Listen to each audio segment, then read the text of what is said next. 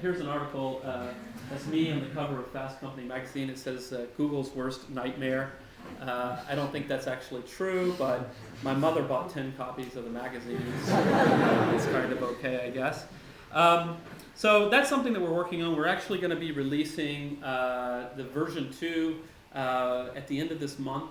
When we released version 0.1 alpha, we got unbelievably scathing reviews. The tech blogosphere really, really hated the project.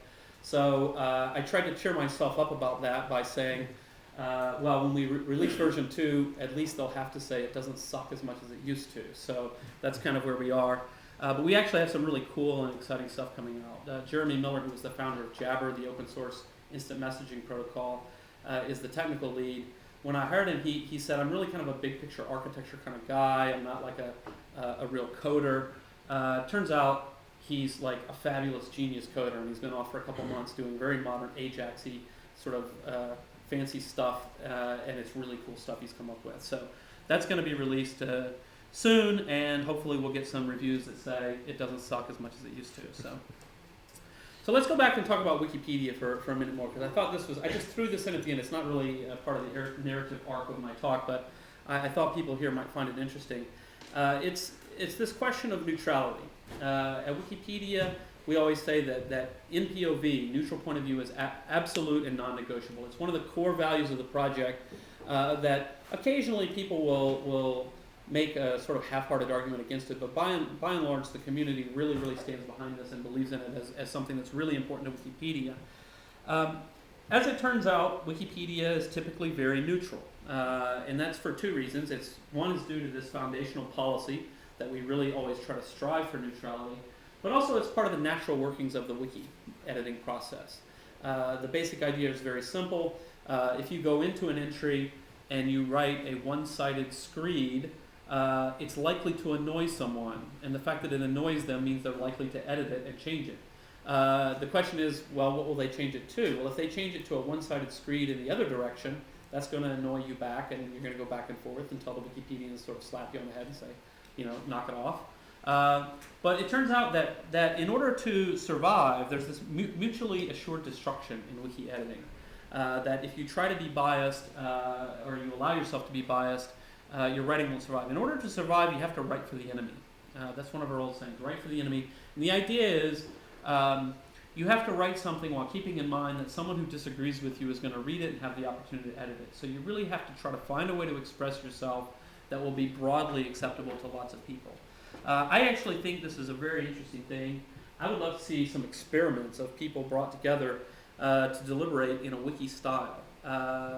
One of the problems we have, one of the things about, one of the kinds of deliberations that groups do is juries.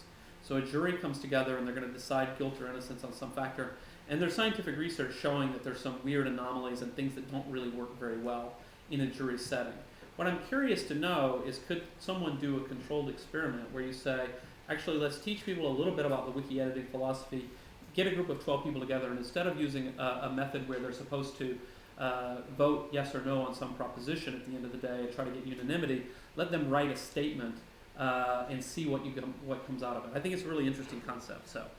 So what about quality? This is a very important question about Wikipedia. It's a question that weighs heavily on the minds of many a student at 3 a.m. when they're going to use some piece of information they got from Wikipedia and they're kind of scared that maybe it's bogus. So the question is, how good is Wikipedia? Is it decent quality information, or is it complete rubbish? Well, we don't really know. I would say it's actually pretty decent, and if you use Wikipedia often, you found that it's pretty decent. You do have to be quite careful. It turns out most of the information that would be bad in Wikipedia, if you're an astute judge of what you're reading, you can normally find it, right? People have, maybe someone subtly vandalized the article to say something outrageous, right? And so you read something outrageous in Wikipedia, you better check it out. There are other things you can think about too. If you think about, if you want to know, who won the World Cup in a certain year, go look in Wikipedia. It's going to be correct. I'm very confident of that. But if you read a paragraph that says that the final game was a dramatic kick at the end that won the game in the closing seconds, and there's no source and no reference, you might say, gee, that kind of sounds like somebody's kind of going on a bit, and you better check it out. So it just depends. So the most recent test that I've seen, and I feel that there has not been nearly enough academic research on the quality of Wikipedia. I think it's something that's really important, and I hope to see a lot more of it coming because it's so important to society these days. So many people are relying on it. We really want to know not only how good is Wikipedia, but in what ways is it good and in what ways is it bad, and then so we can really address collectively how do we fix the parts that are bad. So something called Wind Research Institute in Germany compared Brockhaus and Wikipedia. Brockhaus is the German equivalent of Britannica. It's the big, ponderous, important encyclopedia. And the study assessed articles based on accuracy, completeness, up-to-date information, and ease of reading. And they took 50 articles and they had experts look at them, compare them. And it turned out in 43 out of 50 cases, Wikipedia was the winner. We were really pleased to see this. This was something, it came as a surprise to me. On the other hand, German Wikipedia does have a reputation as being very high quality. English is also high quality, but mostly because of the size and the maturity of it. But the Germans, as a group, it's a bit of a stereotype about Germans, of course, but it's actually true in the Wikipedia community that they're really, really serious about quality. They think it's very, very important, and not so focused on just the sheer size of their language. So finally, I'm going to talk a little bit about one of the fundamental philosophies, social philosophies around Wikipedia and the design of Wikipedia and why I think it works far better than most people would expect. And so what I always do is I ask people, I want everybody in the room to imagine that you've been tasked with designing a restaurant. So you're going to design a restaurant. So I get a much bigger laugh out of this slide in America. I guess Seinfeld's not as popular here. I don't know. You've been tasked with designing a restaurant. Blank sheet of paper, you can do anything you want. You're going to design a restaurant from scratch. And so you think to yourself, well, gee, in this restaurant, I know that we're going to be serving steak. And since we're going to be serving steak in the restaurant, the customers are going to have access to knives. And if there's one thing we know about human beings with knives is that they might stab people.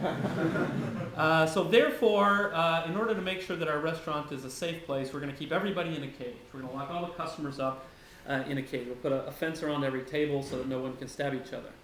Well, this makes for a bad society. This is not the way we think about designing restaurants. And when I put that line of argument up in the context of a restaurant, everyone in the room chuckles and says, yeah, obviously that's silly. On the other hand, it's actually true. Sometimes people do go bonkers in restaurants and try to stab each other. But what we've chosen, quite wisely in society, is that we prefer to take some of the risks of an open society because the benefits are so high. Turns out almost no one is out to stab you in a restaurant. When it does happen, we have developed institutions over time to deal with it. So we have ambulances, so if someone calls an ambulance, someone calls the police and they come and they take the bad guy away. And it's a tragedy when it happens, but the benefits are much greater. Well, in something like Wikipedia, we also assume that people are not going to stab each other. They're not going to do bad things. We keep everything open and as unlocked as we can. And instead, we have mechanisms for dealing with it. If somebody is doing something bad, well, we have the ambulance, which is, it's one click to revert back to a previous version. We have the police, so you can block the IP number for 24 hours is typically kind of the first thing that you do.